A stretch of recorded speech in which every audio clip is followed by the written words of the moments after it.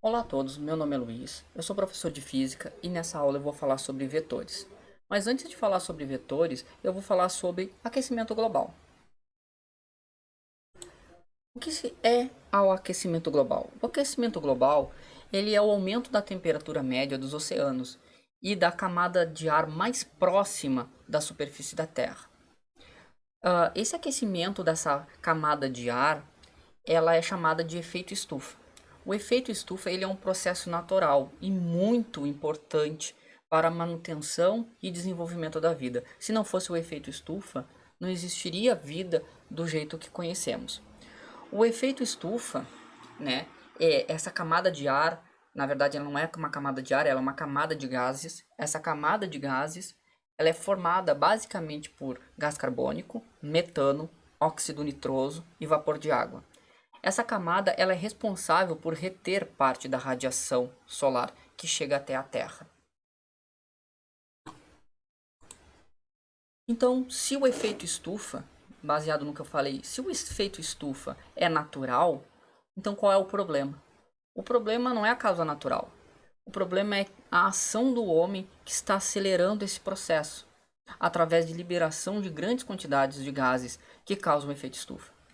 O painel intergovernamental de mudanças climáticas, o IPCC, que é um órgão das Nações Unidas, e ele é responsável por produzir informações científicas, afirma com 90% de certeza que o aumento da temperatura na Terra está sendo causado pela ação do homem. Isso aconteceu a partir da Revolução Industrial, onde o homem começou a emitir grandes quantidades de gases de efeito estufa, principalmente o dióxido de carbono. Existem algumas atividades que são as principais uh, nesse quesito, em liberação desses gases que aumenta o efeito estufa, aumentando a temperatura, contribuindo para o aquecimento global.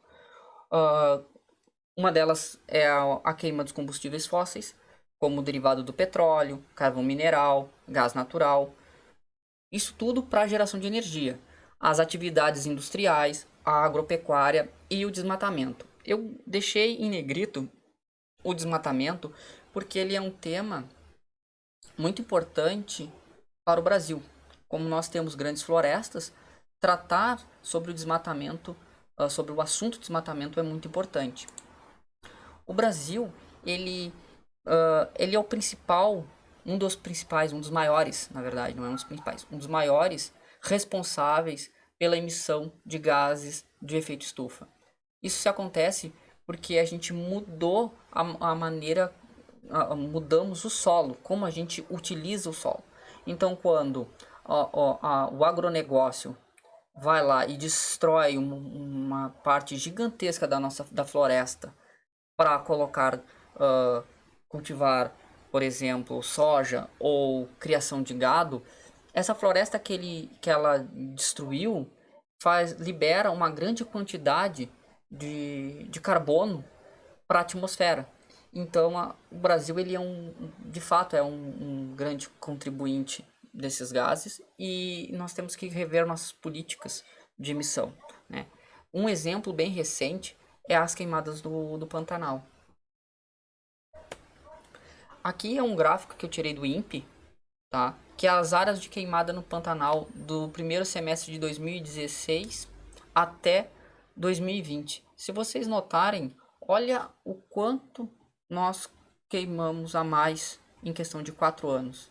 Então, de fato, nós estamos contribuindo de maneira muito grande para esse aquecimento, liberando grandes quantidades de gases.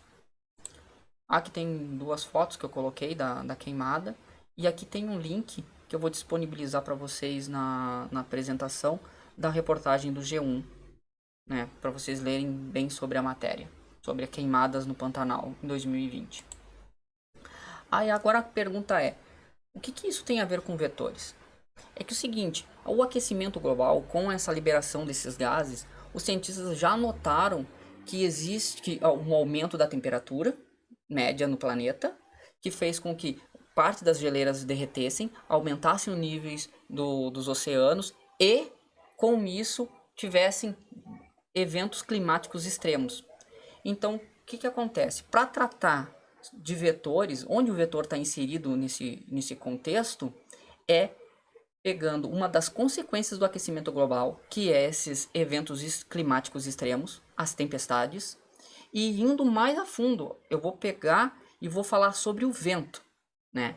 E sobre a profissão que é responsável por prever esses fenômenos, que é o meteorologista.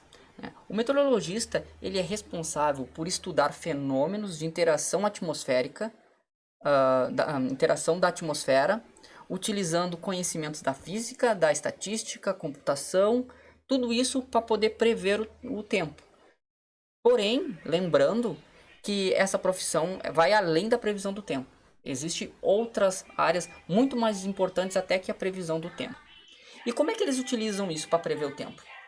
Já que o ser humano está aquecendo o planeta, está fazendo com que haja eventos extremos gigantes, como tempestades, nós precisamos de algum método, de algum jeito de prever esses fenômenos para proteger o homem, né? Contra um tsunami, contra um tufão, um furacão, enfim, qualquer evento desse tipo. Eles usam softwares específicos para isso, para fazer esse tipo de simulação, e através de dados coletados. Então eles coletam dados tais como temperatura, umidade, pressão atmosférica e direção e intensidade dos ventos. A partir desses dados, eles inserem num software, e esse software está num supercomputador, e esse supercomputador consegue gerar a previsão do tempo para nós. O que vai acontecer, né? Com um certo grau de certeza, né? Não é 100%, porque é muito complexo, tem muitas variáveis. Então a modelagem do vento, que eu vou me ater dentro da tempestade, eu vou me ater simplesmente ao vento. Eu poderia pegar chuva, temperatura, pressão, mas eu vou basicamente pegar, eu vou pegar só o vento. O vento ele é modelado na previsão do tempo como um vetor. Na verdade, não como um vetor, como um conjunto de vetores. Mas para falar sobre essa modelagem, eu tenho que explicar para vocês o que seria um vetor. Mas antes de explicar o que é um vetor, eu tenho que explicar o que seria uma grandeza escalar e uma grandeza vetorial. Uma grandeza escalar é aquela que tem um número e uma unidade de medida. E só isso já é o suficiente para explicar ela. Por exemplo, área. 2 metros quadrados, 4 metros quadrados, volume, 5 metros cúbicos, temperatura, 20 graus Celsius, menos 2 graus Celsius, 150 Fahrenheit. Tu precisa só de um número real e uma unidade de medida. Isso é uma grandeza escalar. Uma grandeza vetorial, ela tem 3 características. Uma delas é um módulo, que é o valor, que é um número, né? É um valor numérico. Ela é a direção e o sentido. Por exemplo, quando um exemplo de unidades vetoriais, né? De grandezas vetoriais. A velocidade é uma grandeza vetorial, ela tem um módulo, ela tem um sentido e uma direção, a aceleração, a força. Então, todos esses que eu falei, entre outros, né, são grandezas vetoriais. Tu precisa ter essas 3 características: o módulo, sentido e direção. Tá? Existem duas maneiras de tratar o assunto vetor. Uma delas é o geométrico, que ele é mais intuitivo, né, que é o método que eu vou abordar. E existe um método mais algébrico, que é um pouco mais robusto, uma matemática um pouco mais robusta do que eu vou abordar nessa aula. Como falei, eu vou fazer uma abordagem geométrica. Primeiramente, eu vou ter que explicar qual é a diferença entre direção e sentido de um vetor. O módulo é muito fácil de tu entender, é um número, é o valor dele. Mas direção e sentido tem uma certa complicação. Por exemplo, se tu olhar a imagem, existem as retas R1, R2, R3, R4, R5, R6. Isso são as retas suportes. Essas retas suportes é onde está o vetor. O vetor está em cima dessas retas suportes. Tá? E essa reta suporte, no caso, ela indica qual é a direção. Ela determina qual é a direção que o vetor se encontra, né? Essa aqui, R1 e R2, eles têm a mesma direção. R3 e R4 têm a mesma direção, R5 e R6 têm a mesma direção, porém, o R2 e o R3 têm direções diferentes. O sentido é para onde o vetor está apontando, é a ponta da seta.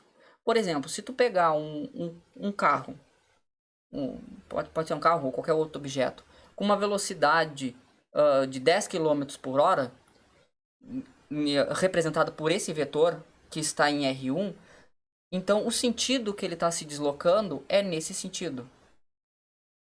Se tu pegar o mesmo carro e dizer que ele está com uma velocidade de 20 km por hora, ele pode estar para esse sentido. Então ele tem dois sentidos que ele pode estar. Ele pode estar indo para lá ou pode estar vindo para cá. Então o sentido basicamente é para onde o vetor está apontando. Essa flecha. A flecha é o vetor. Depois disso, vocês entenderem que a direção são essas retas suporte e o sentido é para onde o vetor está apontando. Aqui está uma imagem ilustrativa melhor, né? Ó, a direção, que é a reta suporte, que eu falei. A orientação da seta, que é para estar apontando, é o sentido. E o módulo é o tamanho da seta.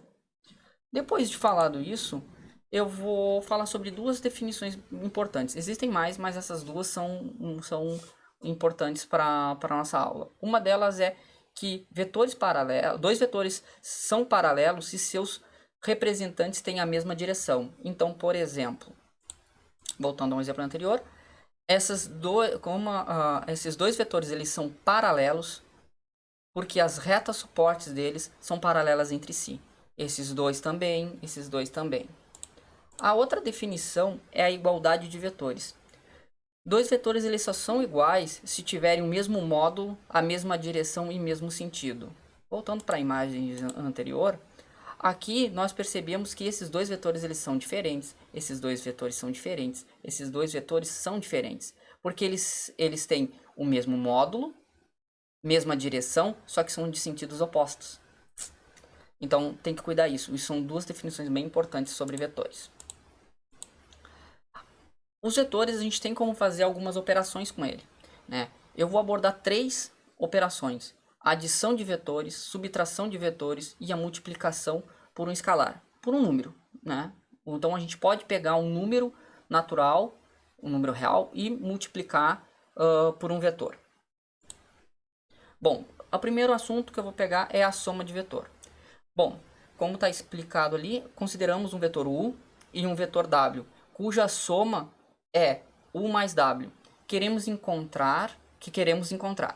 Existem 2 métodos para encontrar a soma de vetores. Um é chamado paralelogramo e o outro é o polígono. Tá? Eu vou abordar o método paralelogramo, que eu acho mais... na verdade, tanto um quanto o outro é simples, mas eu vou abordar só um dos métodos. Aqui é um GIF do que seria as duas regras, né? Aqui é a regra do paralelogramo e aqui é a regra do polígono. Bom, adição de vetores pela regra do paralelogramo. Então a gente tem um vetor A e um vetor B, e nós queremos somar esses dois vetores. Simplesmente a gente pega um sistema de coordenada, no caso eu peguei um sistema de coordenada cartesiano, e colocamos esses dois vetores na origem do sistema. Como está aqui, ó, o vetor A na origem, o vetor B na origem.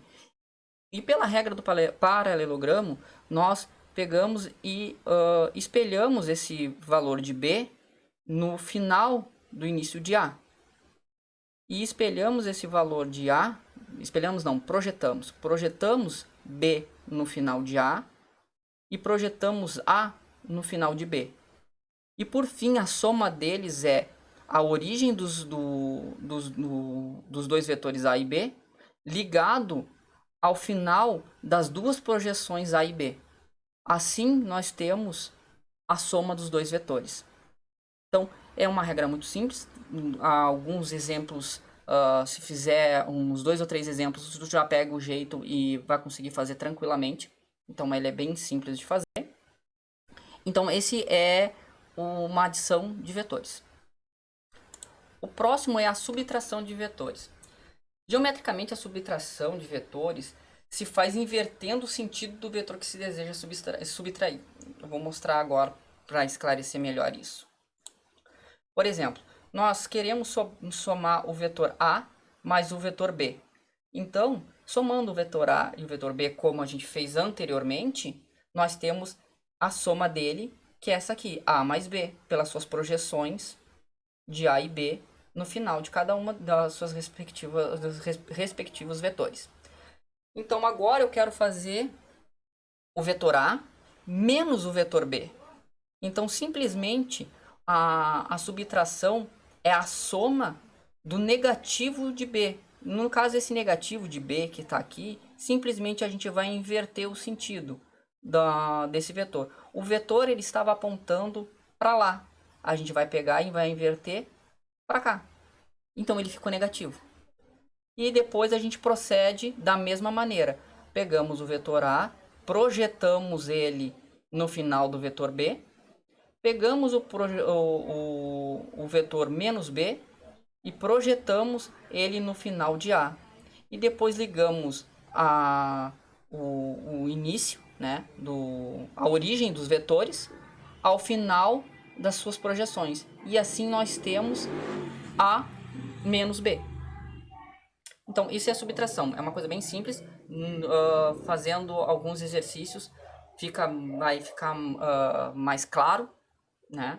Como fazer. É relativamente simples. E agora a gente vai fazer a multiplicação por um escalar, que é um número real. Então, basicamente, a multiplicação de um vetor por um escalar tem como propriedade alterar apenas o módulo, que é o tamanho, e o sentido do vetor. Ele é incapaz de mudar a direção. Então, um exemplo aqui, alguns exemplos. Aqui eu tenho um vetor A. Se eu pegar e multiplicar por 2, eu vou ter 2A. Então eu dobrei o tamanho do meu vetor. Agora, se eu pegar o mesmo vetor A, aqui no caso eu mudei o módulo dele. Aqui, se eu multiplicar o vetor A por menos 1, eu vou mudar o sentido dele. Ele estava apontando para esse lado e agora ele está apontando para esse lado. Se eu pegar esse mesmo vetor A e dividir por meio, eu acabei de mudar o módulo dele. Eu poderia ter botado menos um meio, que ele ainda mudaria, além o módulo, ele mudaria o sentido. Então ele diminuiu, ele ficou menor. Então são esses os três processos de três operações que tu pode fazer com vetores. Existe mais, claro, mas isso vou deixar para a próxima aula. Aqui, ó. Por exemplo, a próxima aula a gente já faria uma abordagem algébrica, que seria a igualdade entre vetores, operações com vetores. Essas duas a gente já até viu, só que aqui seria de maneira mais algébrica, mais matemática. Vetor definido por 2 pontos, módulo no vetor, produto escalar, produto vetorial, produto misto. Isso só é um assunto um pouco mais complexo. E agora, a aplicação do vetor. Dentro do que eu já tinha falado, que era a modelagem dos ventos. Os vetores são empregados na modelagem de previsão do tempo, mais precisamente na modelagem do vento, onde é necessário saber a intensidade, que é o módulo do vento, o valor, né, da velocidade do vento, a direção e o sentido. A modelagem é feita através de software específico e de um supercomputador. Por exemplo, de um supercomputador, nós temos o supercomputador Tupã. O supercomputador Tupã, ele está localizado no INPE, no Instituto Nacional de Pesquisas Espaciais, e ele é o terceiro mais poderoso entre os supercomputadores dedicado à previsão do tempo. Para vocês terem uma ideia, ele é capaz de realizar 258 trilhões de cálculos por segundo. Eu acho que dá para editar um videozinho do OBS nele, ou jogar um Counter-Strike, ou qualquer outra coisa desse tipo. Enfim. E aqui é um exemplo da modelagem que um supercomputador pode fazer do vento. Se vocês perceberem nesse GIF, é a modelagem de rajadas de vento. Que o sentido e a direção das setas eles estão mudando, inclusive o tamanho. Aqui em cima estão menores e aqui dentro dessas rajadas vocês percebem que eles estão maiores, ó. Então o supercomputador faz isso, ele consegue modelar o vento através de vetores. Por isso que é importante saber vetor, né? Então É isso, pessoal. Essa é a minha aula. Vou botar o meu rosto aqui. Muito obrigado por todos que assistiram. Espero que eu tenha conseguido esclarecer qualquer dúvida ou qualquer questionamento. Estou à disposição de todos. E é isso, pessoal. Muito obrigado.